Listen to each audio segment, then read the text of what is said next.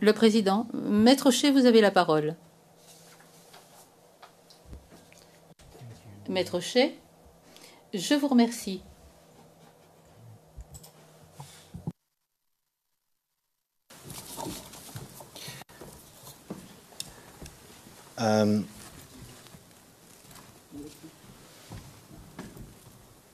Sergeant Mateos, Sergent Mateos, je représente Laurent Gbagbo dans ces débats. Est-ce que vous êtes toujours sergent aujourd'hui?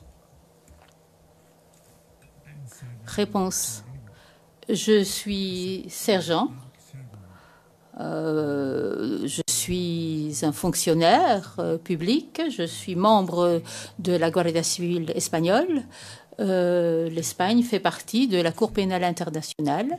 Je suis ici en tant qu'expert du département de criminalistique et mon grade est en effet sergent. Maître Shea, oui, cette dernière partie, c'était en effet ma question. Je vous prie, s'il vous plaît, de vous en tenir à la question que je vous pose.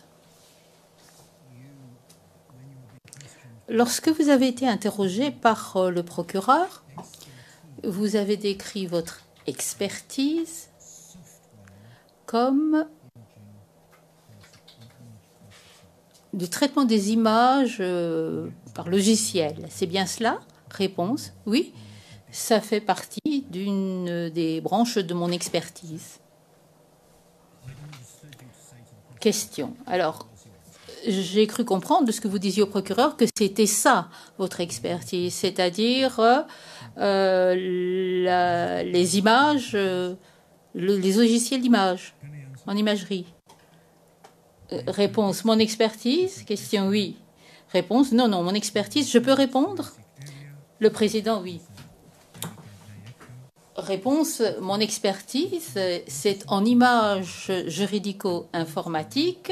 Je suis directeur technique en traitement des images et traitement des vidéos et en authentification des images et des vidéos.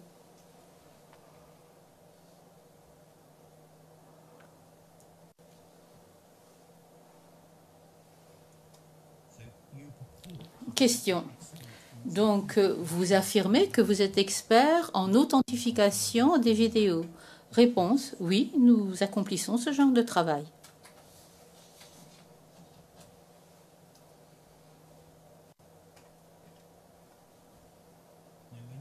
Question. Lorsque vous avez décrit votre parcours éducatif,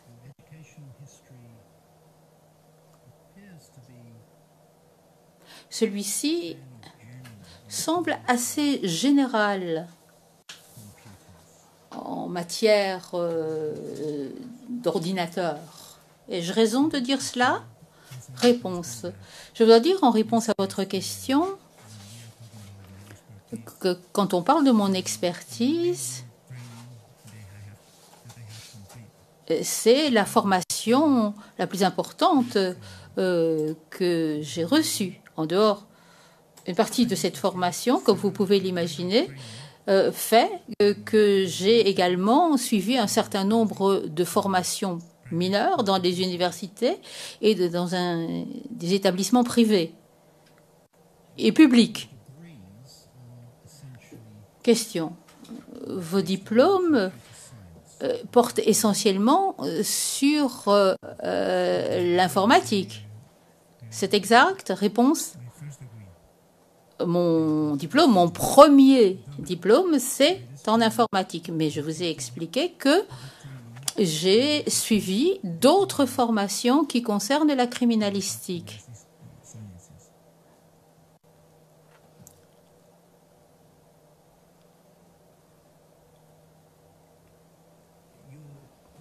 Question. Ces formations sont-elles celles qui figurent dans votre curriculum vitae, c'est-à-dire, par exemple, expert en enquête criminelle pour la police et promotion au grade de sergent de la Guardia Civile? C'est bien ça, ces formations? Réponse. Je vous ai dit que c'était les plus importantes. Les plus importantes. Question. Donc, il y en a d'autres qui ne sont pas sur votre CV? Réponse. Non, mais si je les mettais toutes, ça me ferait un curriculum vitae d'environ 5 pages.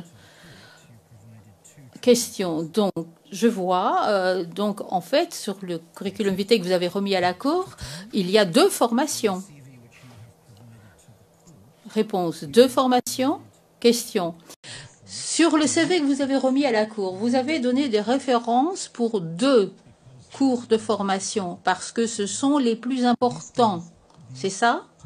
Réponse. Dans le cas d'espèce, ces formations sont des formations que j'ai suivies au sein du système de formation de la Guardia Civil.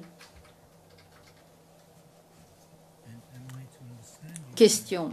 Est-ce que je comprends bien que la raison pour laquelle vous n'avez fait mention que de 2 cours de formation à la Cour, c'est parce que ce sont les plus importants, ou bien est-ce que je comprends mal? Réponse. Ce sont les plus importants du système de formation de la Guardia Civil. Question. Très bien.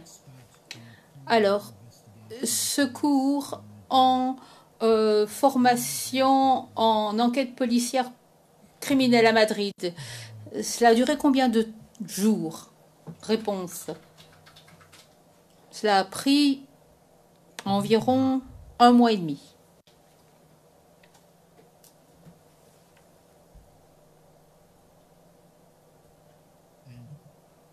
Question. Et quels étaient les sujets couverts par cette formation? Réponse. Le droit pénal,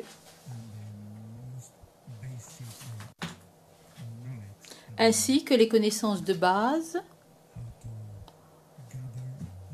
sur le recueil et le traitement des éléments de preuve. Ces éléments de preuve pouvaient être des empreintes digitales, pouvaient être des éléments biologiques, pouvaient être des éléments numériques.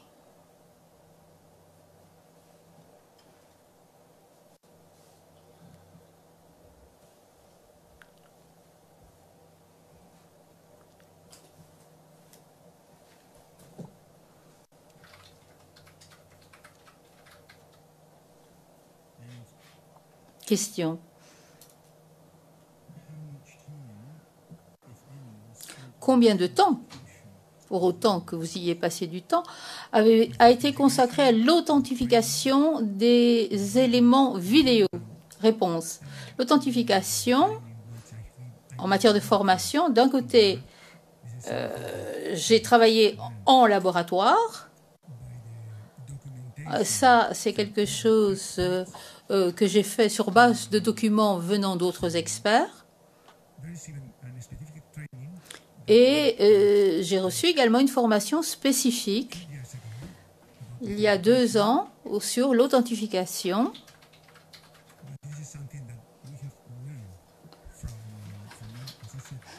C'est quelque chose qui nous vient, comme je vous l'ai dit, d'autres experts, ainsi que des procédures que nous appliquons dans notre laboratoire. And this training course Question. Alors, ce cours, cette formation expert en enquête policière criminelle à Madrid, est-ce qu'il y a une partie dans ce cours-là qui portait sur l'authentification des éléments de preuve vidéo? Réponse non. Question. Le 2e cours de formation qui figure sur votre CV, c'est promotion au grade de sergent de la Guardia Civil. Est-ce qu'il y a dans cette formation une partie qui a porté sur l'authentification des vidéos? Réponse non.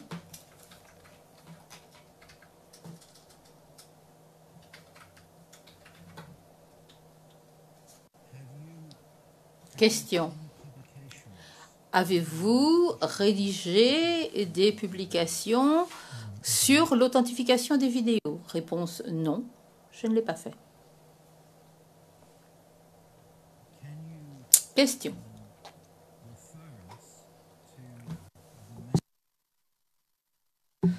Pouvez-vous nous renvoyer aux publications les plus importantes sur ce sujet? Question. Sur l'authentification? Réponse. L'interprète se reprend. Réponse, authentification, question, oui. Réponse, au sujet de l'authentification, il y a plusieurs logiciels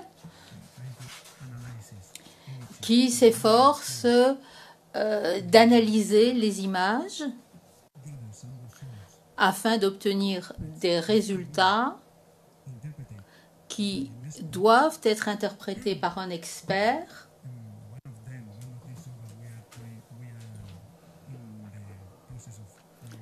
Pour un de ces logiciels, nous sommes en phase d'acquisition. Mais dans ce cas-là, l'authentification, elle est facile. Maître Shea, permettez-moi de vous interrompre parce que ma question, elle était très précise. Je vous ai demandé si vous pouviez nous dire quelles sont les références pour les publications principales, donc ce qui a été publié dans le monde académique sur la question de l'authentification des éléments vidéo. Réponse, pas maintenant. Question, donc ce sont des choses que vous ne savez pas, vous devez faire des recherches. Réponse. Cela dépend de l'affaire qui nous concerne. Il faut alors rechercher des informations supplémentaires sur la façon de procéder.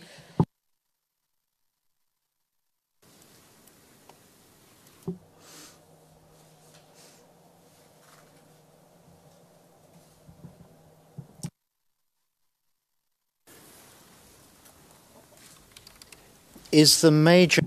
Question. Est-ce que la plus grande partie de votre expertise porte sur les logiciels?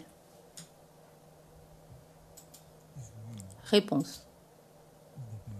C'est une des parties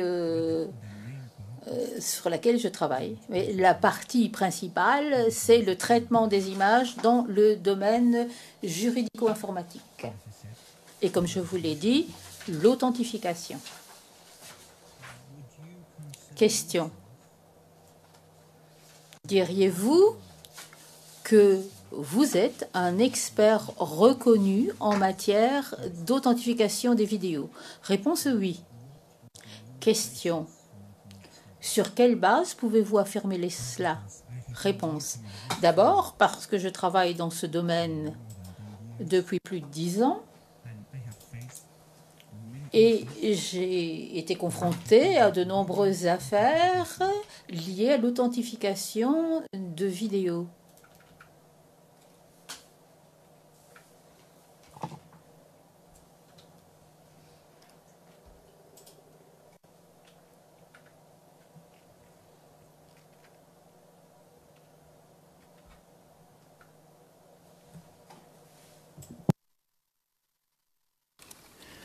In those cases that you... Question.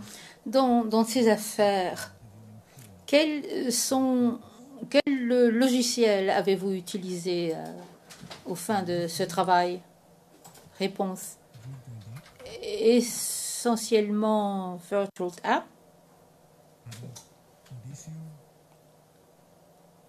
Adobe Audition, Audacity, G-Spot et Media Info, parfois Winx.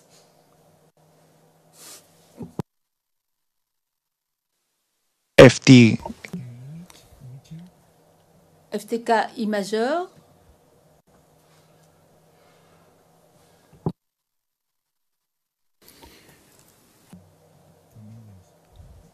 C'est cela pour l'instant. Question. Comment est-ce que VirtualDOP peut venir en appui dans l'authentification d'une vidéo? Réponse. VirtualDOP, c'est un outil très utile parce que quand on l'utilise, ça permet de voir comment les informations sont organisées dans certains dossiers vidéo. Dans certains dossiers vidéo, parce que ça dépend du format. this is very useful because En dehors de ça, c'est très utile parce que ça permet à l'expert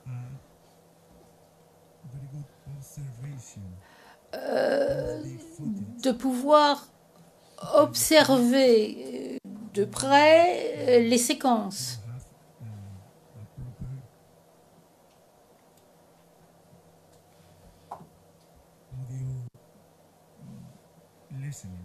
Et vous aurez la possibilité d'entendre également. Vous aurez une partie audio. Question. Lorsque vous avez témoigné, c'était toujours devant des tribunaux espagnols ou avez-vous déposé devant d'autres tribunaux? Réponse: toujours devant des tribunaux espagnols. Question. Quand vous déposez devant un tribunal espagnol en tant qu'expert, est-ce qu'il y a dans le système juridique espagnol un protocole que doivent appliquer les experts qui déposent et qui doivent donc suivre? Réponse. Tout d'abord, le tribunal doit les considérer comme des experts. Dans mon cas, comme je vous l'ai dit, je suis un fonctionnaire, je suis un employé public de la garde civile, de la Guardia Civil. Je suis membre du département criminalistique. Mon expertise figure sur mon CV.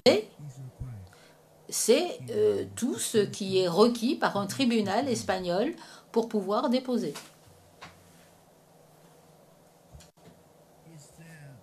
Question. Est-ce qu'il n'y a pas un protocole sur la façon dont les rapports d'expertise doivent être élaborés? Réponse: oui, il y a un protocole, il y a des protocoles. Question. Est-ce que dans ces protocoles, on dit que quand vous êtes un témoin expert et que vous donnez un avis d'expert dans un rapport, vous devez énumérer les phases parcourues et la méthodologie utilisée? Réponse: oui.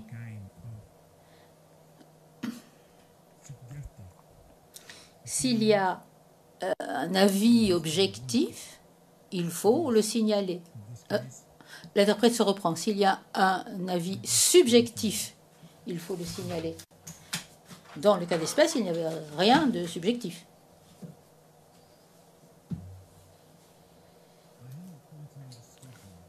Question. Je n'ai pas bien compris ce que vous avez dit. Est-ce que vous nous dites que vous énumérez les phases et vous parlez de la méthodologie seulement s'il y a quelque chose de subjectif? Le président, vous pouvez répéter? Question. Vous dites que dans le protocole espagnol, pour les témoins experts, on dit que si vous délivrez un avis d'expert, vous devez énumérer les différentes phases et expliquer la méthodologie qui conduit à cet avis d'expert. Réponse. La plupart du temps, on ne donne pas un avis. S'il y a un avis, quelque chose de subjectif, à ce moment-là, on l'annonce dans le rapport d'expertise.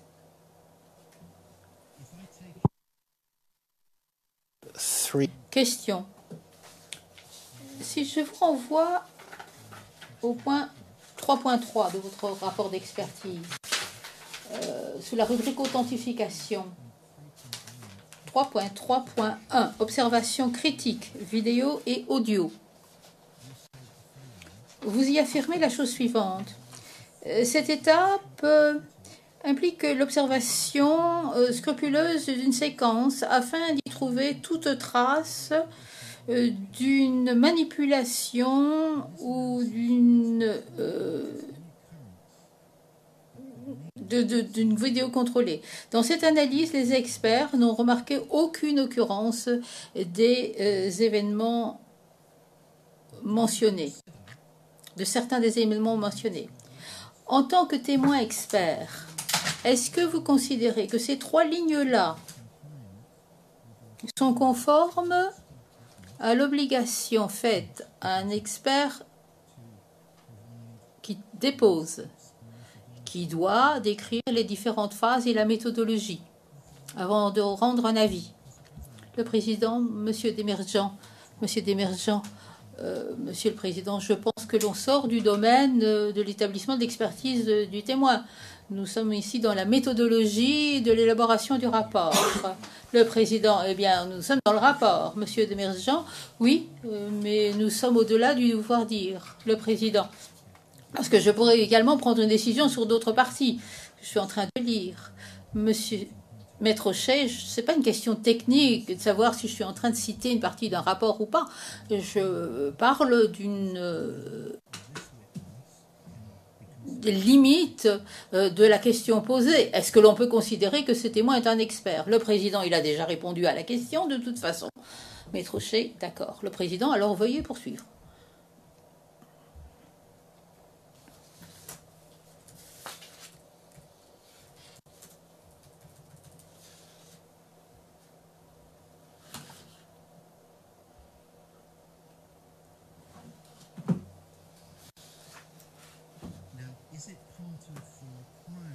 Question.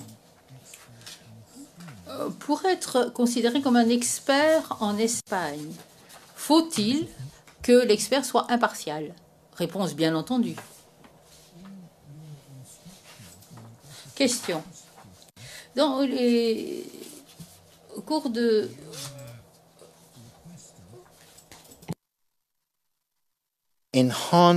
Dans les instructions qui vous ont été données par le bureau du procureur, il vous a été demandé d'améliorer une vidéo et d'expliquer la méthodologie pour y arriver. Réponse oui. Question. On ne vous a pas demandé de faire de commentaires sur l'authenticité de la vidéo. Ma question est donc la suivante. Pourquoi ne vous en êtes pas tenu aux paramètres de votre mandat? Réponse. C'est une excellente question. Tout d'abord, parce que si on ne sait pas que la séquence vidéo est authentique, on ne sait pas si on va pouvoir exécuter l'amélioration sur la meilleure version du fichier vidéo. C'est pour cela que d'abord ou en même temps, on se livre à cette analyse.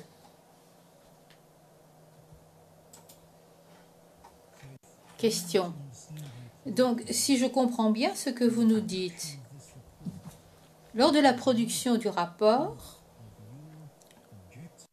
cela ne faisait pas partie de vos objectifs que de donner à la Chambre un avis sur l'authenticité. C'est exact? Réponse. Vous voulez bien répéter? Question. Vous venez d'expliquer que la raison pour laquelle vous êtes allé au-delà du mandat qui vous avait été confié de façon spécifique, et si vous êtes entré dans le domaine de l'authenticité, c'était parce que c'était lié à votre analyse et à votre capacité à améliorer la vidéo. Parce que si vous n'aviez pas la meilleure séquence, il vaudrait mieux améliorer la meilleure séquence vidéo. Est-ce que j'ai bien compris? C'est la raison que vous avez donnée pour expliquer pourquoi vous avez parlé de l'authenticité. C'est bien juste? Réponse. Je vous dirais qu'on travaille toujours sur cela dans ce rapport d'expertise et dans d'autres rapports d'expertise. Question. Mais alors, quel est le but de toujours faire ce genre de choses? Réponse. Parce que si on ne le fait pas, on pourrait présenter ici à la Chambre des résultats sans s'être assuré au préalable de l'authenticité de la vidéo qui nous a été remise. Ça veut dire que on pourrait proposer un résultat qui pourrait être erroné, le président. Que comprenez-vous lorsqu'on vous parle d'authentification et d'authenticité? Réponse. Que le fichier vidéo n'a pas été manipulé. Président. Pas la réalité de ce qui figure sur le fichier vidéo.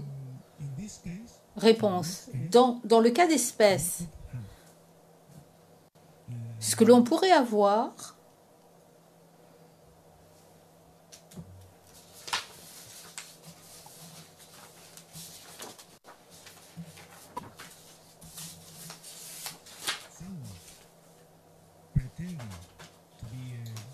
on pourrait avoir quelqu'un qui pourrait prétendre faire quelque chose sans le faire correctement.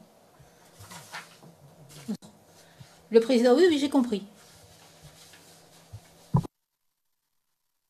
Come back to Maître Shea, pour en revenir à ce dont je parlais avec vous, sergent, c'était la question de savoir quel était votre objectif au moment de la rédaction de votre rapport. On connaît votre mandat. Une partie de votre objectif, c'était de rendre compte sur la façon dont vous avez amélioré la vidéo.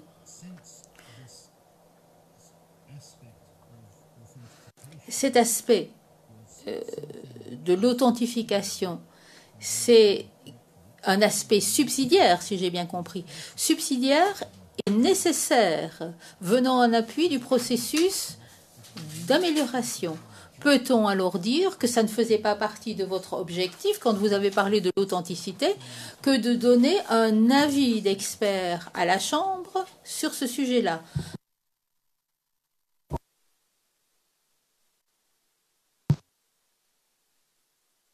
I'm sorry, Your Honors. Monsieur Demirjian, je vous prie de m'excuser, Madame et Messieurs les juges.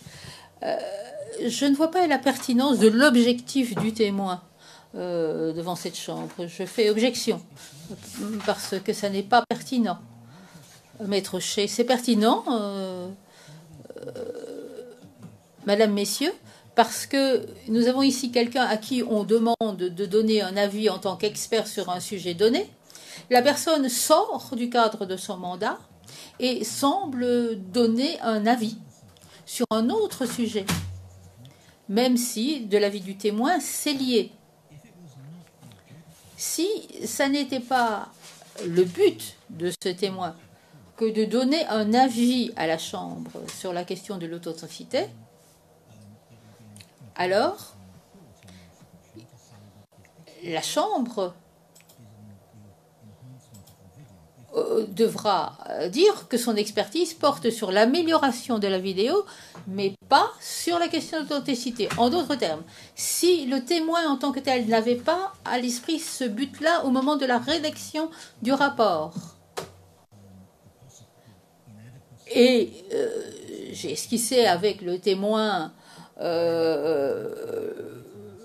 la raison pour laquelle cet avis a été donné, eh bien, alors nous considérerions que ce témoin ne pourrait pas être considéré comme un expert sur cette question spécifique. Voilà la pertinence de ma question. Le juge président, je lis dans le rapport un passage où il est dit que le rapport d'expertise ne se prononce pas sur l'authenticité de la vidéo ou pas. C'est écrit dans le rapport, n'est-ce pas, Maître Shea? Oui, c'est exact, Monsieur le Président. Mais rappelez-vous, il y a quelques instants, vous avez vous-même demandé au témoin ce qu'il entendait par le mot authenticité. Le Président interrompant, oui, je m'en souviens, Maître Shea. Et le témoin a répondu qu'il comprenait le mot authenticité comme voulant dire est-ce que la vidéo a été manipulée ou pas. Donc c'est une question de définition. Bien entendu, lorsque le témoin dit qu'il ne prétend pas exprimer un avis sur l'authenticité ou la véracité de la vidéo, eh bien, cela correspond aux propos qu'il a tenus jusqu'à présent. Or, la question qui m'intéresse est la suivante. Peu importe la définition que l'on donne au mot authenticité, c'est-à-dire est-ce que la vidéo a été manipulée ou pas, est-ce qu'il avait pour but de s'exprimer sur cela ou pas, d'exprimer un avis sur cela ou pas? Si la réponse est non, eh bien, il ne peut agir en qualité de témoin expert sur ce point. Le juge président, je ne vais probablement jamais comprendre à quoi rime tout cet argument ou comment vous abordez vos questions, mais quoi qu'il en soit, allez-y, posez votre question et nous allons poursuivre. Maître O'Shea. Donc, vous avez reçu un mandat, à savoir améliorer la vidéo et l'expliquer. Vous avez un objectif précis, savoir et expliquer à la Chambre comment vous avez procédé pour améliorer la vidéo. En réponse à mes questions, vous avez indiqué que, s'agissant de la question de l'authentification, que c'était une étape importante dans le processus d'amélioration de la vidéo. Voici ce que j'affirme pour ma part. Votre objectif, lorsque vous avez rédigé ce rapport, ne consistait pas notamment à exprimer un avis d'expert à l'intention de la Chambre sur la question de l'authenticité ou l'authentification de la vidéo. Ai-je raison ou pas? Le témoin.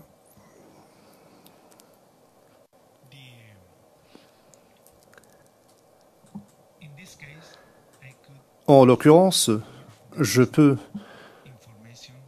mettre à la disposition de la Chambre les meilleures informations concernant mon expertise en matière d'authentification. Mais comme je l'ai dit, nous effectuons une amélioration de la vidéo, nous effectuons dans le même temps l'authentification de la vidéo. Et ce, afin de savoir s'il s'agit d'une vidéo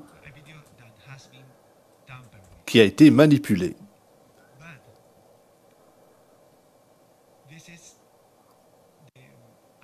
Cela dit, j'ai tiré une conclusion concernant l'authentification et les résultats que nous avons obtenus. Mais est-ce que la Cour dispose de toutes les informations? Et c'est la Chambre qui se prononce au final quant à l'authenticité de la vidéo.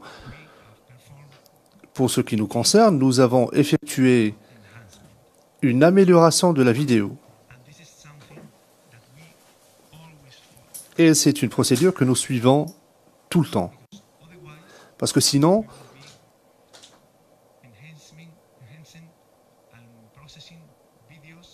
nous procéderions à l'amélioration de vidéos et d'images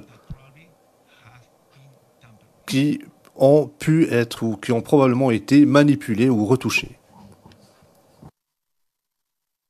So what you state... Question. Donc, ce que vous avez déclaré au point 3.3.1, pour reprendre les propos que vous avez utilisés précédemment, n'était pas un avis subjectif sur l'authentification, c'était simplement une manière de fournir des informations au juge de la Chambre concernant les mesures que vous avez prises afin d'améliorer la vidéo.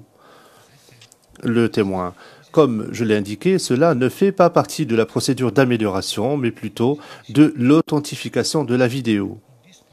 Et sur ce point, donc au point 3.3.1, nous avons procédé à une des fonctions les plus fondamentales, mais nécessaires, à savoir une analyse fondamentale, c'est-à-dire une observation audio-vidéo. Question. Et pour répondre à ma question, à votre avis, 3.3.1 n'est pas un avis subjectif comme vous l'avez décrit précédemment. Réponse non, ce n'est pas un avis subjectif. Maître O'Shea, merci beaucoup, j'en ai terminé. Le juge président, Maître Knops.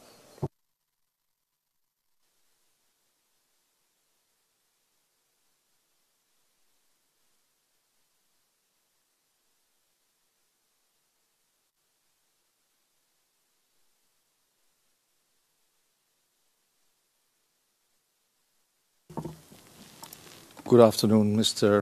Good afternoon. Maître Knops, bonjour, Monsieur Mario Ruiz Mateos. Je suis conseil représentant Monsieur Blégoudet. Je m'appelle Maître Knops.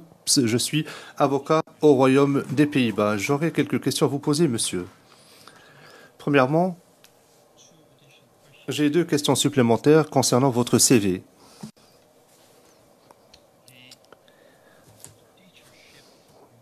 Vous avez déclaré que vous étiez chargé de cours à l'Université de Madrid. Il ne s'agit pas en fait d'un poste académique, n'est-ce pas? Question, réponse. De quoi parlez-vous? Question, je parlais de votre charge de cours. Vous avez dit que vous êtes chargé de cours et que vous enseignez à des étudiants parfois. Réponse, c'est exact. Question, donc vous n'êtes pas titulaire d'un poste à l'université. Réponse, je dois vous dire que je n'ai pas de titre je suis pas titulaire d'un poste de professeur à l'université, mais disons que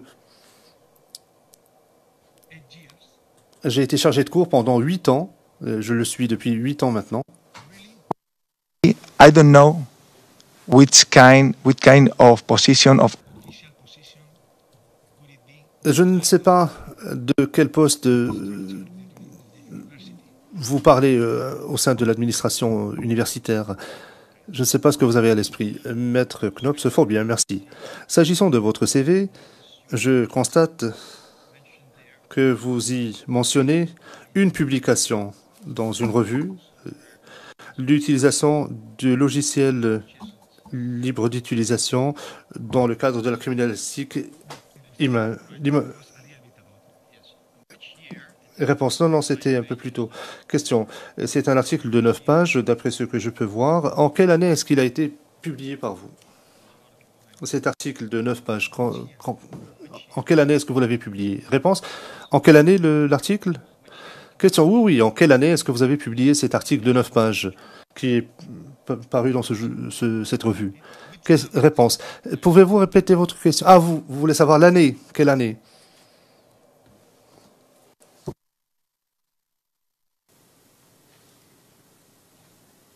2012. 2012. 2012, si je ne m'abuse. Question. Est-ce que vous êtes l'auteur de cet article? Vous l'avez signé vous-même? Réponse, oui, je l'ai signé moi-même. Question. Est-ce que cet article a été examiné par un panel d'experts, un comité de rédaction avant qu'il ne soit publié? Réponse, non, je ne pense pas. Question. Toujours au sujet des publications, vous avez produit à l'attention du bureau du procureur un livre écrit par un dénommé Anil Jain qui concerne les fondements du traitement de l'image numérique. C'est un ouvrage de 1989, donc il date de 27 ans. Est-ce que vous pourriez nous mentionner peut-être une publication plus récente qui porte sur l'imagerie vidéo et la criminalistique? Est-ce que vous pouvez nous mentionner des ouvrages connus qui ont été publiés ces dernières années dans ce domaine?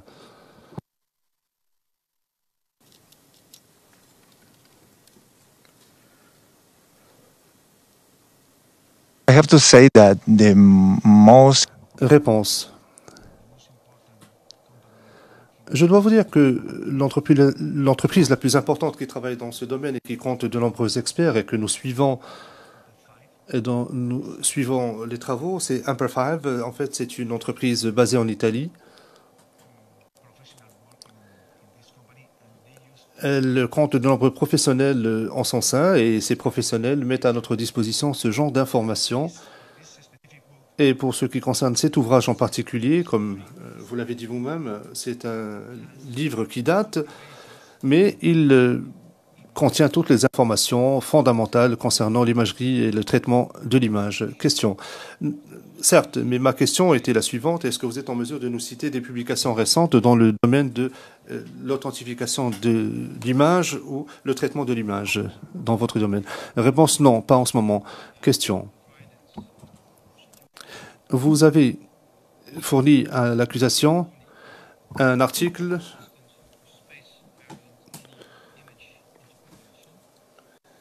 écrit par Giovanni et le nom de famille échappe à l'interprète. Est-ce que vous pouvez donner à la Cour la date de cette publication? L'interprète signale qu'il n'a pas retenu le titre de cet ouvrage. Réponse. Je ne me souviens pas de la date.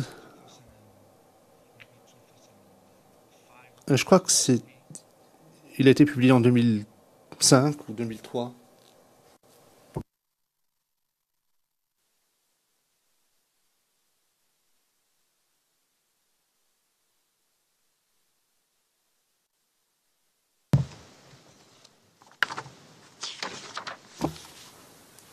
But that's, you have to guess. Question. Est-ce que c'est une supposition de votre part? Vous ne pouvez pas être plus précis? Réponse. Non, non, je ne me souviens pas de la date exacte. Question. L'article que vous avez fourni à l'accusation, qui s'appelle stabilisation vidéo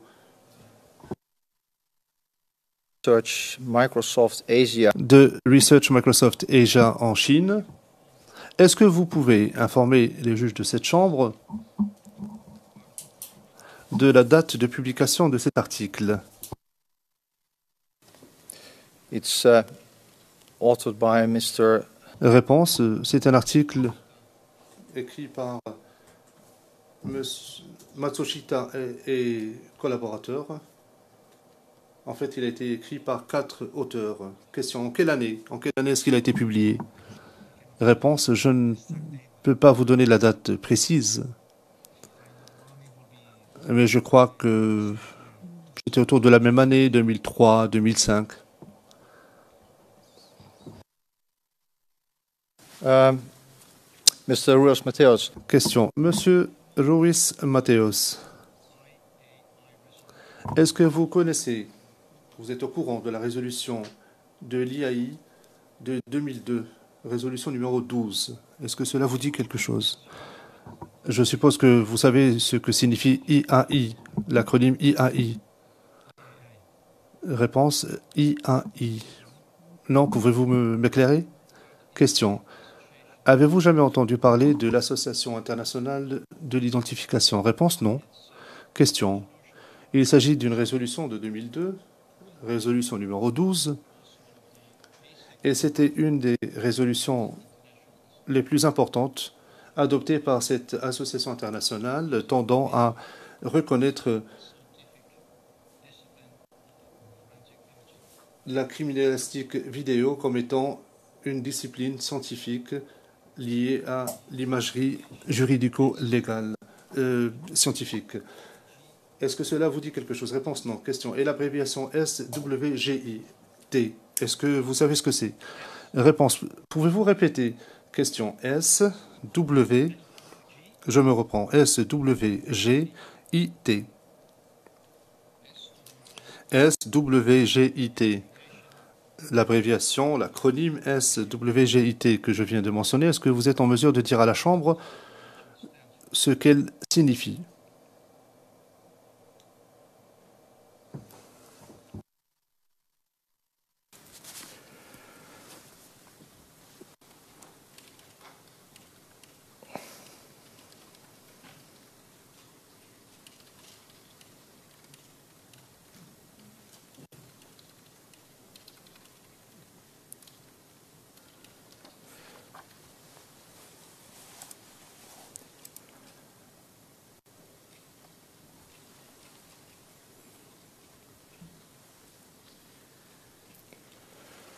If you don't know, you can. Maître Knopp, si vous ne le savez pas, veuillez le dire à la Chambre, Monsieur Mateos. Réponse. Il existe un groupe aux États-Unis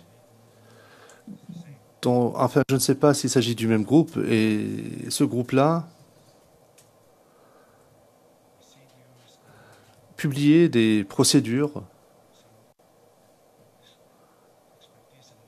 et des informations spécialisées sur la manière de recueillir des images. Je ne sais pas s'il s'agit de ce groupe. Question. Est-ce que le nom groupe scientifique, groupe de travail scientifique sur la technologie de l'imagerie vous dit quelque chose? Réponse oui, je crois qu'il s'agit de la même chose. Question. Et Que faisait ce groupe? Est-ce que vous pouvez dire quelle était la nature de ce groupe? Réponse, je crois qu'il s'agit du même groupe dont je parlais à l'instant. C'est un groupe composé de plusieurs organes d'application de la loi qui est chargé de fournir des informations fondamentales sur la manière de recueillir des séquences vidéo de systèmes DVR et comment le faire, quelles sont les meilleures pratiques dans ce domaine. Question, est-ce que vous connaissez les publications de ce groupe de travail scientifique sur la technologie de l'imagerie? Réponse, comme je l'ai dit, si nous devons obtenir des informations outre la formation que nous avons reçue à l'université, eh bien, nous recherchons ce genre d'informations sur Internet. Cela dit, nous ne sommes pas liés à une publication en particulier. Question. Est-ce que vous connaissez les meilleures pratiques et les lignes directrices qui sont contenues dans une des sections des publications de ce groupe? Les meilleures pratiques en matière d'amélioration de l'image. Est-ce que vous connaissez ces meilleures pratiques? Réponse, les meilleures pratiques, est-ce que nous les suivons? Nous suivons les meilleures pratiques. Question, mais est-ce que vous connaissez les meilleures pratiques préconisées par ce groupe de travail scientifique sur l'imagerie? Ce groupe mondial, de renommée mondiale. Monsieur Desmagian, Monsieur le Président, avec votre permission, je ne pense pas que mon contradicteur ait déjà établi qu'il s'agit d'un groupe de renommée mondiale. Le Président, c'est ce que j'allais dire justement. Tout le monde peut déduire qu'il s'agit du meilleur groupe. Maître Knops, est-ce que vous connaissez, est-ce que vous êtes au courant de la section contenue dans une publication ou d'une section au sein du groupe de travail scientifique sur la technologie de l'imagerie qui s'occupe des meilleures pratiques? Est-ce que vous pouvez nous indiquer si vous êtes au courant des publications de ce groupe de travail sur les meilleures pratiques? Réponse, comme je l'ai dit, ce groupe scientifique, Maître Knops, oui, le témoin poursuivant, c'est quelque chose que nous connaissons. Nous obtenions des informations de ce groupe. Mais d'une manière générale, nous sommes membres du réseau européen MC. C'est un réseau européen de laboratoires criminalistiques. Et donc, nous suivions ces lignes directrices.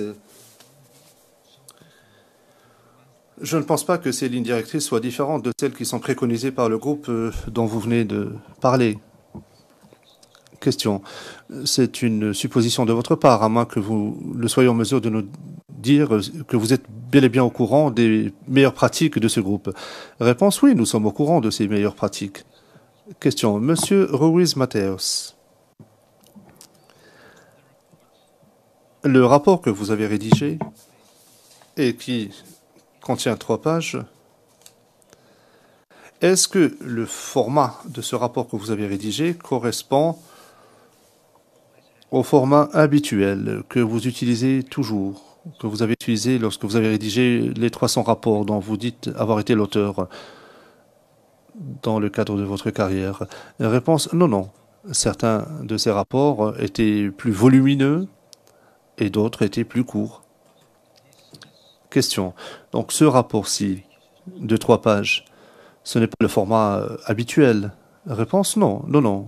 Enfin, tout dépend du cas. Question.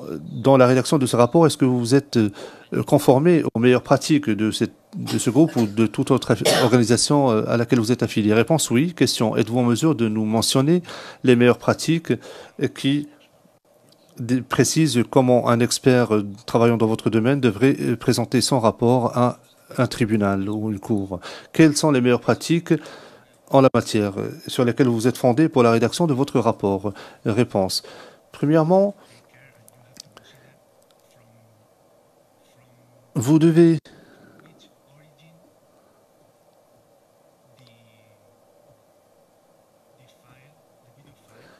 vous intéresser à l'origine, à la source du fichier vidéo.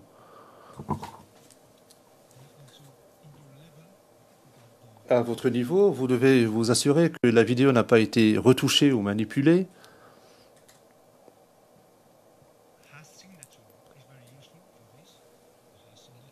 Qu'elle est signée, la signature est très importante. Vous devez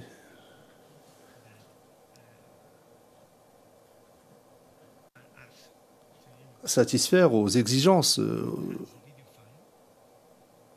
à ce qu'on vous demande, c'est-à-dire l'amélioration de la vidéo.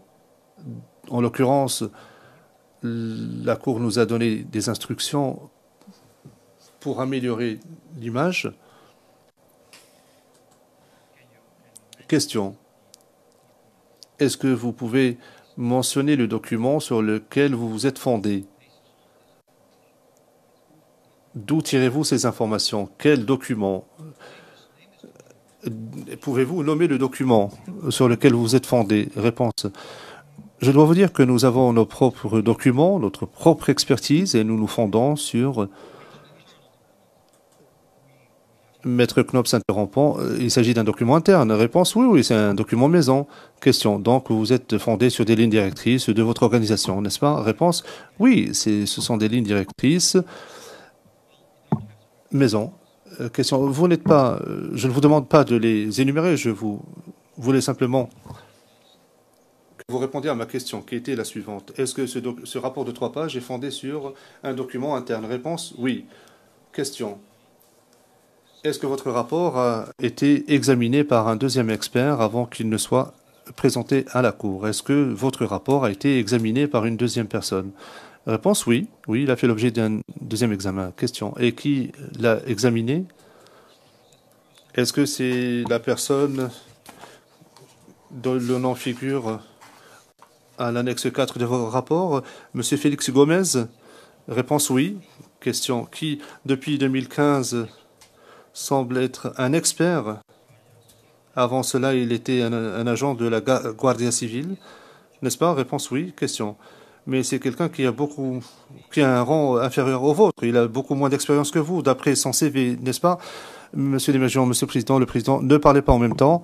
Monsieur Desmagions, Monsieur le Président, je souhaite soulever une objection parce que cette question déborde du cadre de l'exercice qui consiste à déterminer l'expertise du témoin. Donc, mon contradicteur est en train de parler de la méthodologie qui a servi à la préparation de ce rapport. Maître Knops, Monsieur le Président, avec tout le respect que je dois à mon contradicteur, ce rapport,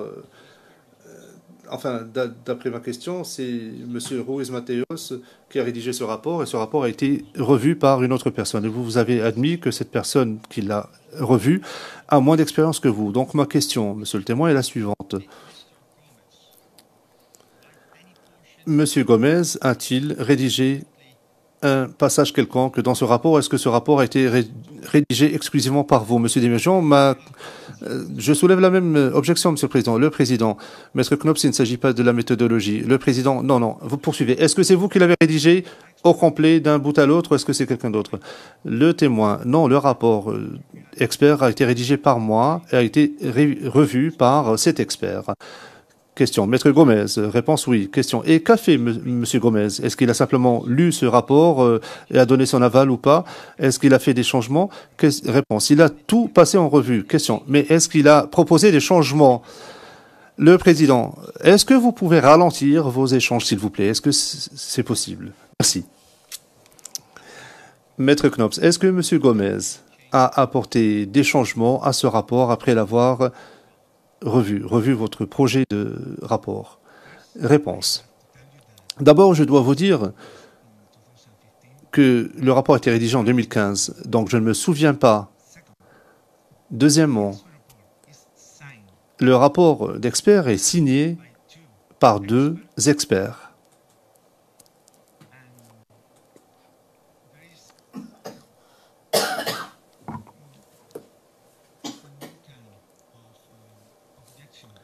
Et il n'y a pas d'objection.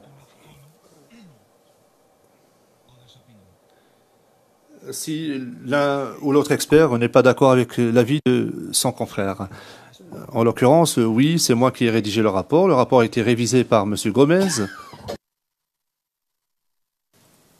Celui-ci a considéré, me semble-t-il,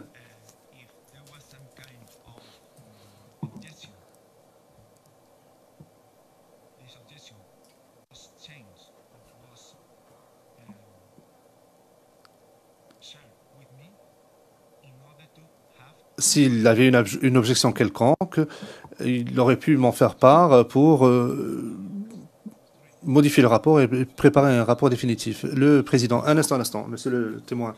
Je vois deux signatures dans ce rapport. La première, je suppose que c'est votre signature à vous, et l'autre, à qui est-elle? Réponse à monsieur Gomez. Le président, merci. Maître Knops. Monsieur Ruiz Mateos, monsieur Gomez, c'est votre subalterne au sein de la Guardia Civile, n'est-ce pas? Réponse, oui, c'est exact. Question. Et avant de vous rejoindre, il était agent de la douane à l'aéroport de Gérone. Réponse, c'est exact. Question. Et donc, vous êtes d'accord avec moi pour dire que pour ce qui est de son expérience, il ne disposait pas de connaissances plus approfondies que les vôtres. Il avait moins d'expérience que vous, le président. Non, c'est une question qui appelle un avis. Nous avons les informations, nous pouvons tirer nos propres conclusions. Maître Knops, très bien. Dernière question que j'ai à vous poser, monsieur Ruiz Mateos. Je ne parle pas du rapport comme tel, mais je constate que vous avez inclus ce que vous avez qualifié d'interprétation statistique. Réponse oui. Question. Est-ce que vous connaissez la théorie de Thomas Bayes? Réponse. La théorie de Thomas Bayes, non. Question. Eh bien, la théorie de Thomas Bayes est fondée sur les preuves statistiques. Est-ce que vous connaissez cela? Réponse oui. Question. Est-ce que vous pouvez décrire à la Chambre de quoi il s'agit? Comment est-ce que Bayes présente sa théorie? Réponse. Dans ce cas-ci ou en général? Question. Est-ce que vous savez quelle est la théorie de Thomas Bayes qui est communément utilisé en criminalistique maintenant? Réponse oui.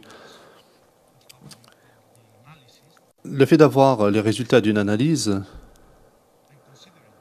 enfin, on obtient des résultats à la suite d'une analyse et on se penche sur les hypothèses.